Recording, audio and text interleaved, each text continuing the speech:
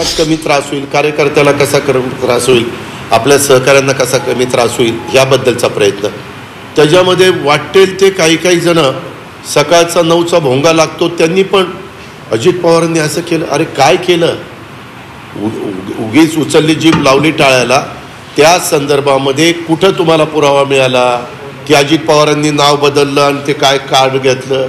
मी तेव्हा विरोधी पक्ष नेता होतो, मला समाज ओळखतो, मी कुठेही गेलो तरी असं काही, आणि काही कोण म्हणलं मिशाचं लावल्या होत्या आणि टोपीच घातली होती आणि काय ते मास्कच लावलेलं होतं, साफ चुकीचं आहे.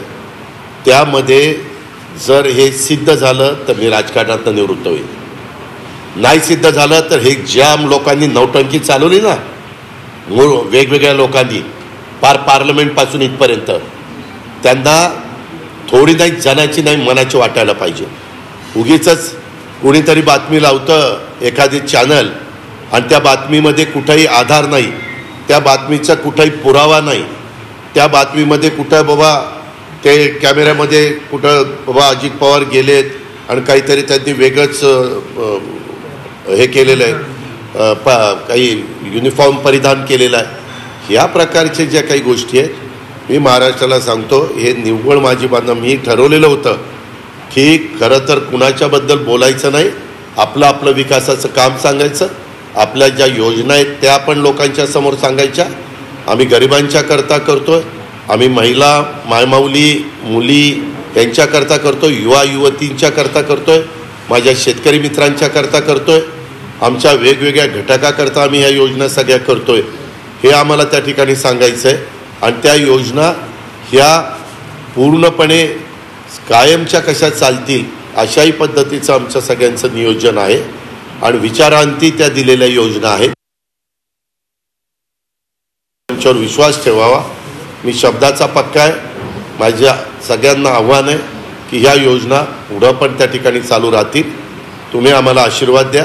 आम्ही त्याबद्दल जे काही जाहीर केलेले त्याची अंमलबजावणी, शाहू फुले आंबेडकरांची विचारधारा, ह्या विचारधारेनेच आम्ही पुढे चाललेलो आहोत. आहे हा नेरेटिव्ह सेट करण्याचं काम तुम्ही म्हणालात की बदनामी होते आणि एकूणच या वारंवार गोष्टी घडतायत. कशामुळे या गोष्टी मला तेच कळलं नाही. मी मागे देखील ज्यावेळेस वित्त विभागाचं आलं तेव्हा मी 1-2 दिवस गप्प बसलो. मी पुन्हा म्हणलं की बाबा मी गप्प बसलो की काहींना वाटेल की बाबा हे बोलत नाही म्हणजे खरं आहे. पुन्हा मी प्रेस घेतली आणि सगळं सांगितलं की किती आपलं स्थूल उत्पन्न आहे, स्थूल उत्पन्नाच्या किती लोन तुम्हाला काढता येतं, फायनान्स केंद्र सरकारचे त्यांच्या गाईडलाईन काय वगैरे वगैरे सगळं सांगितलं. आणि दरवर्षी आपला GST कसा काही 1000 कोटीनं वाढतो वगैरे अशा अनेक गोष्टी सांगितल्या. त्याच्यानंतर हे मधी तर इतके दिवस पेपरबाजी चालली, ते कुणी पण उठतंय, कुणी ह्याच्याबद्दल बडबडतंय. त्या सगळ्यांना मला सांगायचं आहे, कुठं तुम्ही मला बघितलं, कुठल्या विमानामध्ये म्हणे 10 वेळा गेलो आणि अमक्याला भेटलो तमक्याला भेटलो. अरे मी लोकशाहीमध्ये काम करणारे एक कार्यकर्ता आहे. मला जर कुठं जायचं म्हणलं तर मी उथळ माथ्याने जाईल. मला लपून छपून राजकारण करण्याची सवय नाही. पत्रकार मित्रांनो, तुम्ही पण, मी जरी नाशिकमध्ये कमी येत असलो तरी तुम्हाला माहिती आहे मी खरं स्पष्ट असेल ते बोलतो. परंतु हे जे काही वेगळ्या प्रकारच्या बातम्या करून वृत्तपत्रामध्ये त्या आणायच्या आणि त्याच्यानंतर आमचे जे विरोधक आहेत, ज्यांना आम्ही काम करतोय ते बघवत नाही, ज्यांना आम्ही चांगल्या योजना देतोय ते बघवत नाही, ते पूर्णपणे फेक नेरेटिव्ह सेट करून कायम त्याच्यामध्ये वेगळ्या प्रकारचा प्रयत्न त्या ठिकाणी करत असतात. त्याच्यामुळं त्या मधल्या काळामध्ये ज्या काही बातम्या आल्या त्याच्यात एकाही बातमीत तसुबर देखील तथ्य नाही. आणि ज्यावेळेस मला कुठं जायचं असेल त्यावेळेस मी उघडपणे जाईल. त्याच्यात काही कुणाला घाबरण्याचं माझं कारण नाही. विशेषतः या सगळ्यामध्ये सुप्रिया सुळेंनी आग्रही भूमिका घेतली. त्यांनी दिल्लीमध्ये जाऊन संसदेमध्ये माझे आव्हान आहे ना, संसदेला आव्हान आहे, ते पाहावं, तपासावं. आणि जे खरं असेल तर अजित पवार राजकारणात बाजूला जाईल, खरं नसेल तर ज्यांनी संसदेमध्ये कुठलाही पुरावा नसताना, कुठलाही काही खरी माहिती जाणून न घेता जे आरोप केलेले आहेत त्यांनी राजकारणात संन्यास घ्यावा. आता देवेंद्र फडणवीस राष्ट्रीय अध्यक्ष होतील अशी चर्चा आहे. कुठेतरी मला त्याच्याबद्दल काही माहीत नाही. तो राष्ट्रीय पक्ष आहे. त्यांच्या राष्ट्रीय पक्षामध्ये कोणी कोणाला पदाधिकारी करावं, काय करावं हा सर्वस्वी त्यांचा अधिकार आहे. आम्हाला बोलण्याचा पण राईट नाही आहे त्याच्याबद्दल. तो सर्वस्वी त्यांचा अंतर्गत प्रश्न आहे. आणि एक गोष्ट खरी आहे, तो पक्ष 3 वर्ष झाल्यानंतर अध्यक्ष बदलत असतात. म्हणजे मागे तरी मी व्यंकय्या नायडू बघितलं आहे, गडकरी साहेब बघितले, त्याच्यानंतरच्या काळात नड्डाचे बघितले, त्याच्या आधीच्या काळामध्ये म्हणजे राजनाथ सिंग बघितलेत. असे अनेक जण त्या पक्षामध्ये 3-3 वर्षाच्या करता हे झालेलं, अमित भाई बघितलेत, असे खूप जण तिथं अध्यक्ष झालेले. तो पार्टी अंतर्गत प्रश्न आहे. मी काय भुजबळ साहेब आज दौऱ्यामध्ये नाही आहेत, चर्चा आता ह्याचा त्याचा काही संबंध आहे का? काल ज्यावेळेस मिटिंग झाली त्यावेळेस भुजबळ साहेब माझ्या शेजारीच बसले होते ना. मग ते नाही विचारणार तुम्हाला तेवढंच लगेच. मला ते काल म्हणले की अजित मधल्या काळामध्ये ते इथं नव्हते, ते अब्रॉडला गेलेले होते. आता त्यांना काही काम होतं. माझा कार्यक्रम ठरला, हे 1 महिन्यापूर्वी ठरलेला आहे.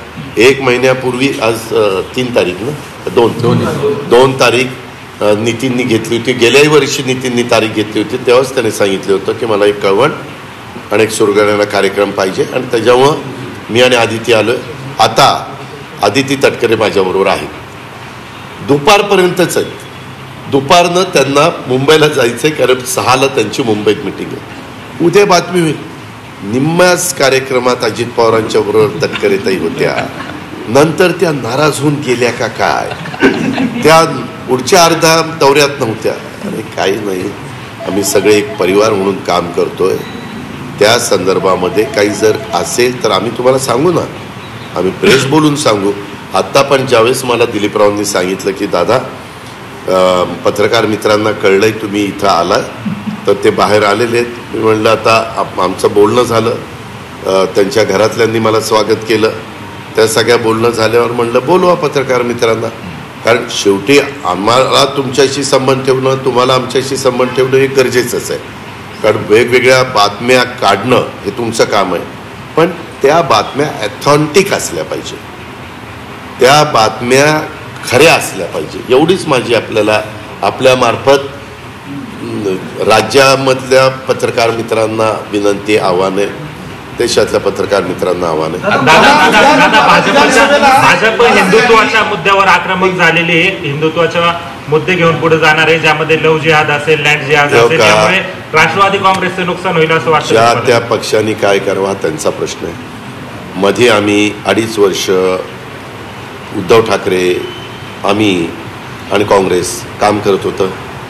उद्धव ठाकरेंची विचारधारा आणि त्यांची काही भूमिका ही हिंदू हृदय सम्राट बाळासाहेब ठाकरेंच्यापासून आपण सगळेजण पाहत आलो. त्याच्या संदर्भामध्ये आम्ही पुढं सरकार चालवत असताना महाराष्ट्राच्या विकासाचे महत्त्वाचे मुद्दे ज्याच्यात आमचे फार विषय ताणले जाणार नाही अशा गोष्टी घ्यायचो आणि काम करायचो. 2.5 वर्ष काम केलं की नाही, केलं की नाही. तशा पद्धतीनं आपल्या इथं अनेक राजकीय पक्ष आहेत, देश पातळीवर आहेत. देश पातळीवर तुम्ही NDAमध्ये बघितलं, वाजपेयी साहेब पंतप्रधान असताना 24 पक्ष एकत्र होते, किती वेगवेगळी विचारधारा होती.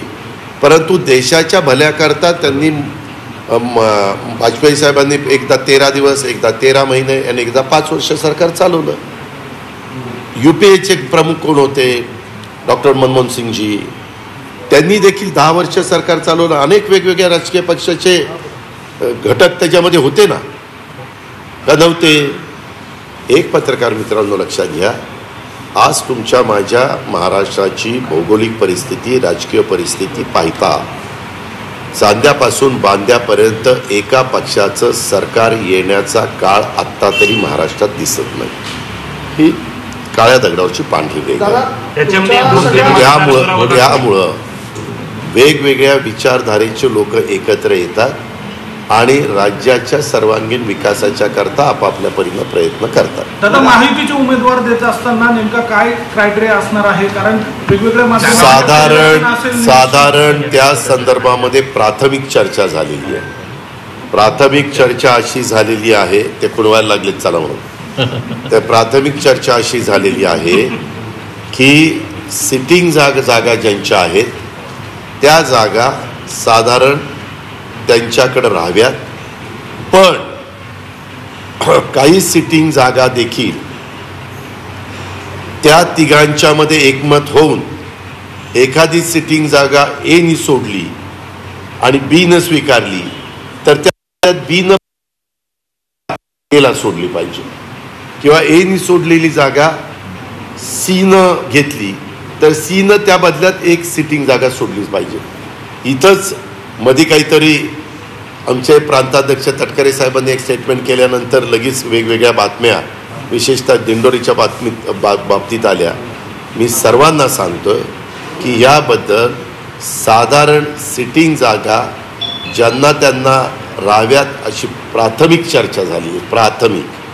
मात्र त्यामध्ये काही जागा जर एखाद्या पक्षाकडं आपल्या आत्ताच्या टर्मला जो उमेदवार आहे त्यापेक्षा दुसरा जास्त इलेक्टिव्ह मेरिट असणारा असेल तर तेवढ्या जागा एक्सचेंज करण्यामध्ये सगळ्यांनी मानसिकता दाखवलेली आहे. दादा, आपल्या विरोधात पण त्याला अंतिम स्वरूप यायचं. दादा, आपल्या विरोधामध्ये शरद पवार साहेबांकडनं यंग ब्रिगेडला मैदानात उतरवण्याचा प्लॅन त्यांनी आणलेला आहे. आम्ही पण यंग ब्रिगेड, मी राष्ट्रवादीचा 99 पासून एक कार्यकर्ता आहे.